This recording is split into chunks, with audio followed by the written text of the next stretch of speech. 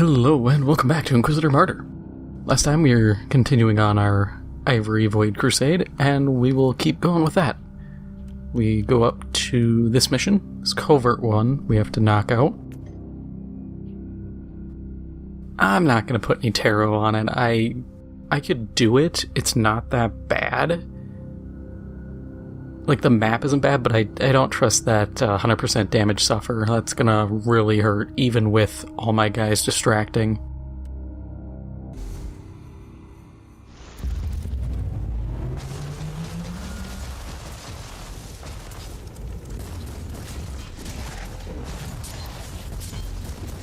Kinda wish summoning didn't, like, require line of sight on a guy. It should just be like, oh, okay, we'll just plop him next to you.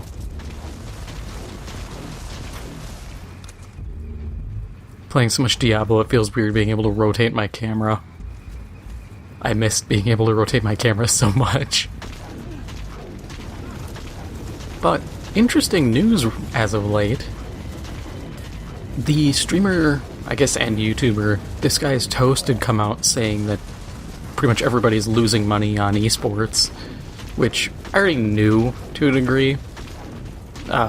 Charlie, Moist Critical, he said that it was a losing game. Ludwig said it. As you can see with, like, FaZe, everybody's been losing their ass, and it's interesting to see people finally admit what we already knew. And I had seen people online saying, oh, well, it should be the developers, it should fall on them, and I'm like, yes and no. It falls on developers to make games that are good. It then falls on tournament organizers, whoever, to properly get funding and what have you. There is no individual that you can really sit down and be like, it's clearly their fault. Everybody screws up, it's just where they screw up and how it all compounds.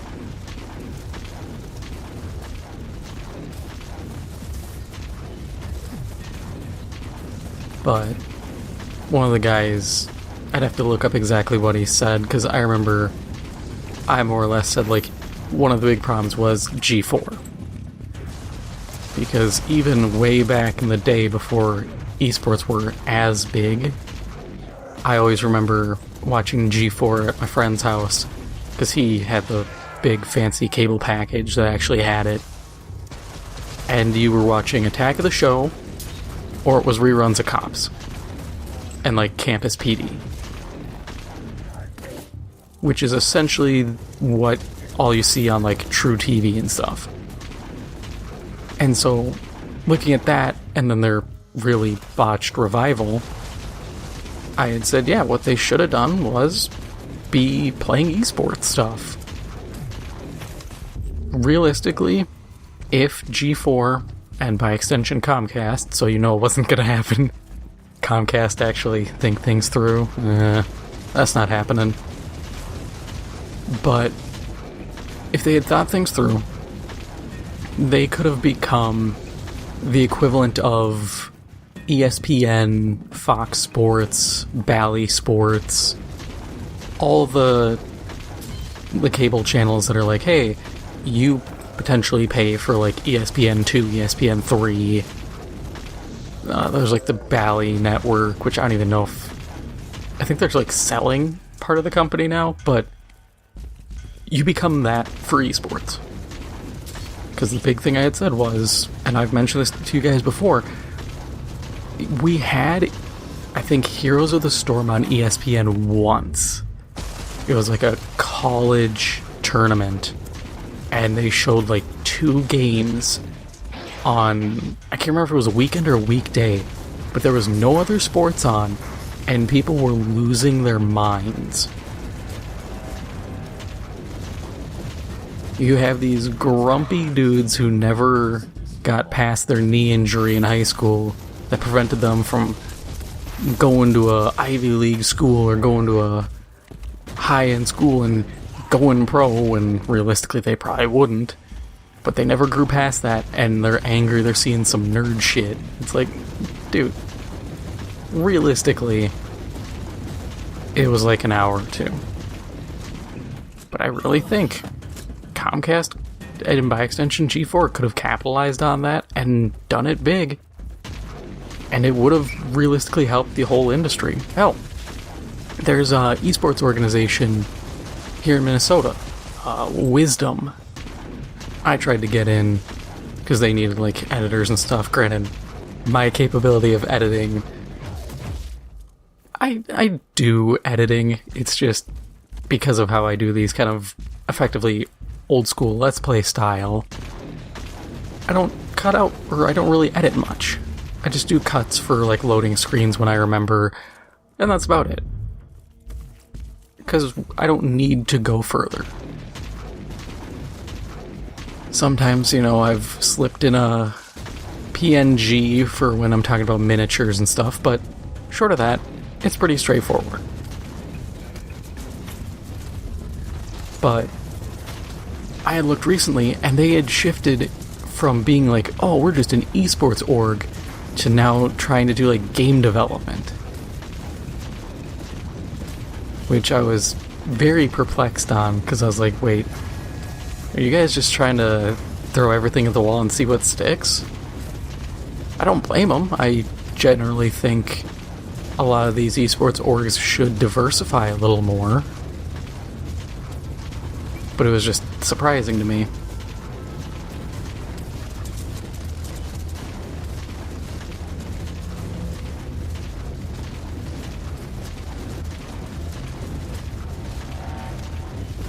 Oh, and then I saw, kind of related, the Twitch drama. Absolutely haha funny moments. Twitch just shooting themselves in the foot every step of the way. If you follow this stuff, you already know what's up, but for anybody who hasn't seen it, for a while now, Twitch has been like, hey, everybody's getting 50-50 revenue splits, which they used to offer some streamers 70-30. So everybody's mad. Some people are getting actually downgraded, which I would be pretty butt frustrated if that happened to me. Just magically watching 20% of my income just evaporate before my eyes because Twitch can't manage a damn thing. But they did that, and people were already mad. Understandable. They're still mad about it. It's been a couple months, I think. But then they came out with a thing saying, oh, you can't have, like, baked-in ads. So, like, if I was streaming this video at the bottom of the screen here, I'm gesturing at my TV like you can see it, but I could have, like, a little banner ad. And here on YouTube, I can do that. If I'm sponsored by Icy, you know, the slushy company that has the polar bear, good stuff by the way, but if I was sponsored by them, I could put a banner in my video at the bottom, have that run the whole time, no one can stop me. Twitch is like, no, you can't do that. You can only have ads that go through us. You can't have stuff that takes up more than like 3% of the screen, and they came up with these really stupid and arbitrary rules. And I got a laugh out of it, because these were the dumbest rules I've ever seen, and it just shows how disconnected they are. Because if you know streaming, a lot of these guys usually just go get a deal directly. You message a company, or a company messages you. They're like, hey, we like what you do, or hey, I like your stuff. You pay me X amount. I show your stuff, or play your game, or do whatever. Twitch is like, nah, you can't do that anymore. You have to go through us. And on one hand, I get it. They want people to use the bounty board, which the bounty board is their own internal system of like, hey, you can, you do ads, but Twitch takes a cut. Understandable. But it's not the right direction. Because like people have said, I was listening to the Some Ordinary podcast, so it's Oompaville, Nuxtaku, and Some Ordinary Gamers, Mudahar. And they were talking about how when you go to Twitch, and this is very true, if you don't have an account and you kind of disable some of the tracking stuff, it will just continually show you the same handful of people. Discoverability is trash. So it's tough to really grow that market of streamers. You don't have all these people even eligible to really cash in on the bounty board.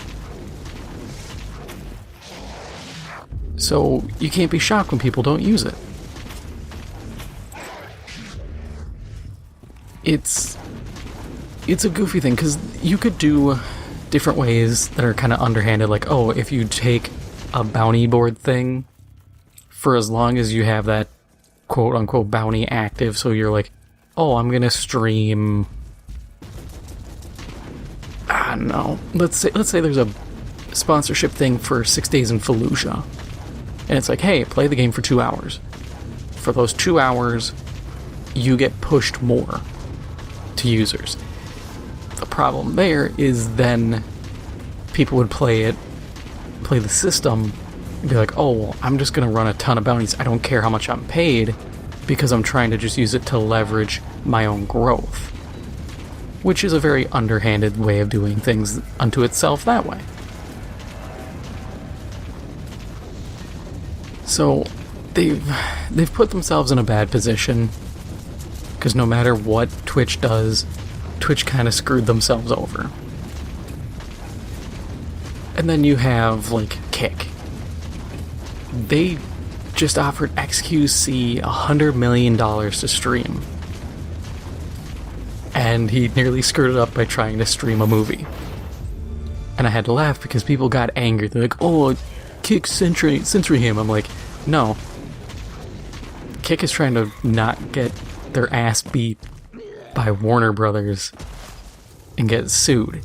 Because if I worked for Warner Brothers and I just heard a man with room temperature IQ got paid $100 million to stream, I'd keep my eye on whatever platform that is, because clearly they have money.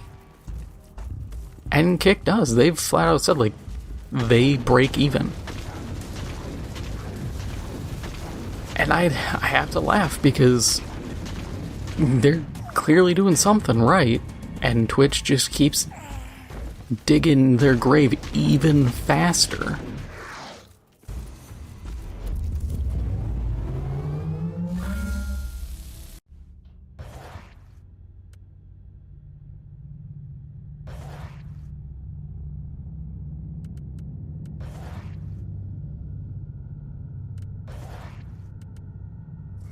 Okay, with all that loot, let's just... Oh, that's actually not a lot. Quick lightning round mulch.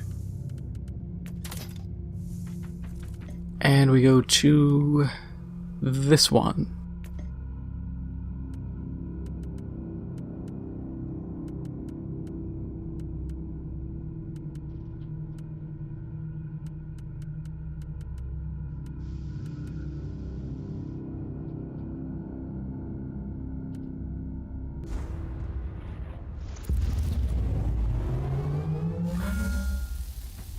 Another problem I just remembered with the baked-in ad problem is it actually kills esports.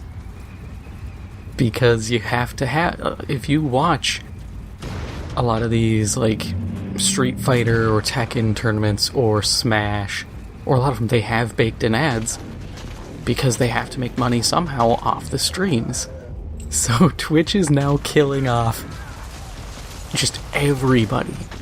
And they've said they're walking it back, which I feel like it's less of them walking it back and more being like, oh, we'll just reintroduce this quietly next time.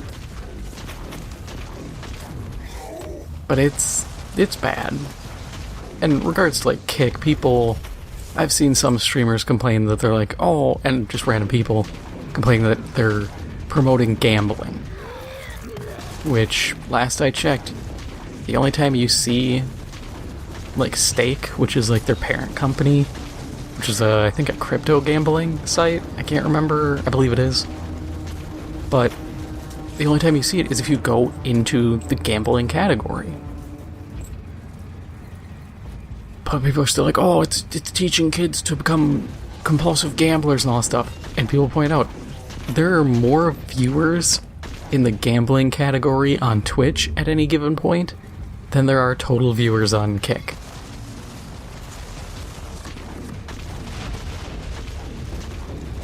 And I get it. Some of the people, they're not a fan of, like, the guy who made the site Trainwrecks. Mission failed? What? Oh, is this one of those, chase the guy down ones?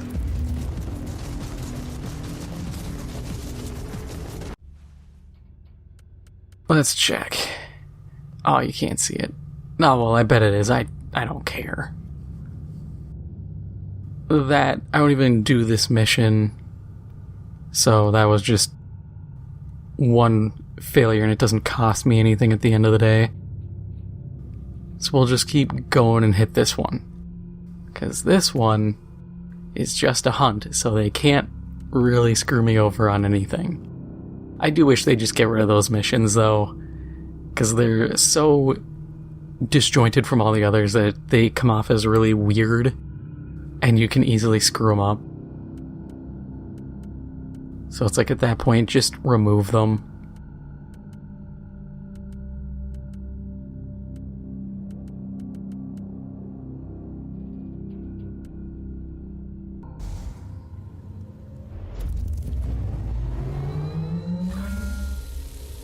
Oh, another thing that came to mind was Twitch has now copied Super Chats from YouTube. So if you've watched a YouTube stream, you can pay money and it'll show in the top of chat, like, you paid $5 and there'll be, you can click on it and it'll have a little drop down thing and it'll show the person's message, which is cool. You know, it's kind of like highlighting a message in Twitch chat, but a little more lingering so the streamer can read it. But I had to laugh because they call it like super cheer or something. No, it's like a hype chat, I think. Some name that's just barely different. It's that classic, can I copy your homework? Yeah, but make it look different. And like people said, the problem is there's a like YouTube automatically absorbs the like transaction cost. So they take like 30% and you get 70. Yeah, it sucks because, you know, you just watched a $100 super chat turn into $70 right before your eyes. But that happens. Twitch, on the other hand, does not eat that transaction cost, so that 5% gets taken out on top, and then they take their like 30% out. So you make even less, and it is so stupid. Because I'm just sitting here looking at it like, at that point, why? I've seen a lot of people say the same thing. Why bother using these programs or like these systems when you can use like Streamlabs and they don't take a single penny? And that's the big thing, is there's free alternatives, and yet Twitch in their infinite stupidity is like, no, we can't offer that and, you know, provide a good service that'll keep people around and rival YouTube. No, we have to provide the worst version and hope for the best.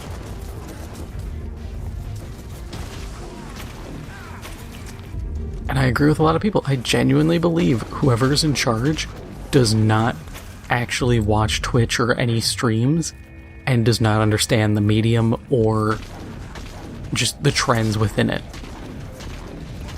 Because I feel like anyone who actually knew a thing about streaming would go, oh, okay, so we're just providing worse versions of all this. We need to not do that. But Twitch in their infinite wisdom just keeps digging their grave. And they're gonna learn sooner or later that it's costing them. You think they would have learned upon realizing, oh hey, XQC just dipped. You think they would have learned things even back when Mixer paid for like getting Ninja and Shroud. And once again, if Mixer had just stuck it out, I think they could have survived all this. They could have provided a better service and learned from what their opponents are doing and come out on top. But they folded way too fast. It was kind of that classic, oh, I didn't achieve success in the first, 3 months, therefore this must be a failure.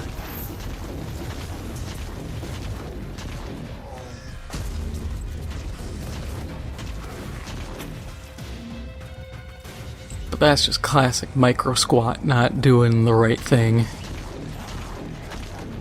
But it's interesting. Just watching the downfall of Twitch.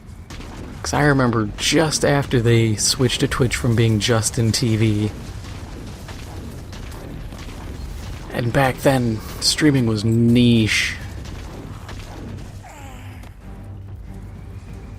But Twitch and... I won't give Twitch complete blame for this, because this is common in, every industry. Companies become complacent. We see this with Call of Duty and X-Defiant. Why every Call of Duty YouTuber you see is like, yeah, X-Defiant's great.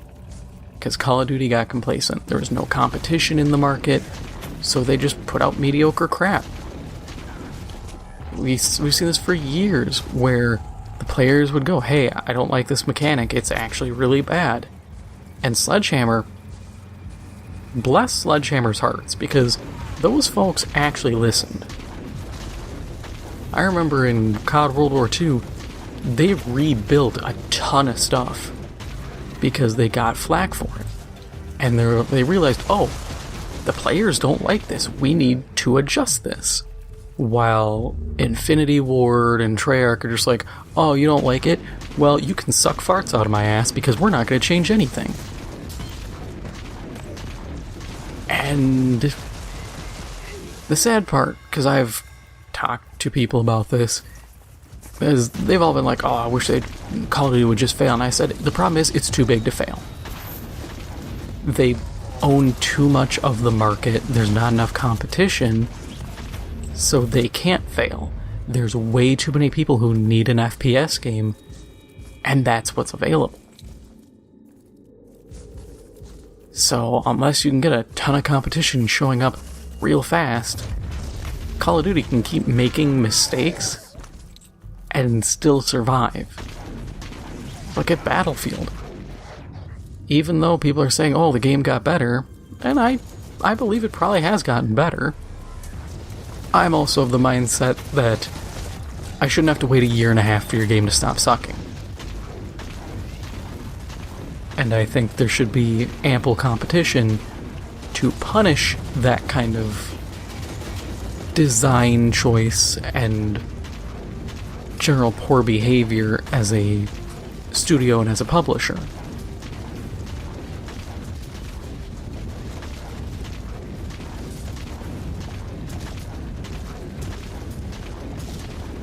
But I'm interested, kind of looping it back, I'm interested to see what will come of all this Twitch stuff. Because there's a lot to really see what will happen. Are we going to see a mass exodus to Kick? I don't know. I've seen people joke around that if they're willing to offer a $100 million contract, they'll take, they'll take 50 million. Some people will joke, I'll take 10. I'll take $1 million. I'll take Tree Fitty and a half-eaten sandwich. And I agree. With how bad Twitch has managed things, I would take whatever contract as long as Kick is still standing. And it's interesting because we've seen that kind of happen with a lot of people really going to Rumble. never expected to see that in my time. You see people move on to a lot of these other smaller platforms. Yeah, some aren't that great. They got less than savory individuals on them, I'll put it that way. I've seen some real out-of-pocket stuff on some of these sites. But it's competition. And people always say, oh, it's the Wild West of the internet on these places, it's bad. And I'm like, yes, it's the Wild West of the internet on these sites, but as we've seen with Kick, and we will see with all these sites, the Wild West, it has to come to an end at some point. Civilization will catch up, and it will be reined in. Just like we kind of saw the end of Cowboys, as the rest of the world kind of encroached on that lawless turf, so too will these sites start to crack down and pull their head out when it comes to these issues.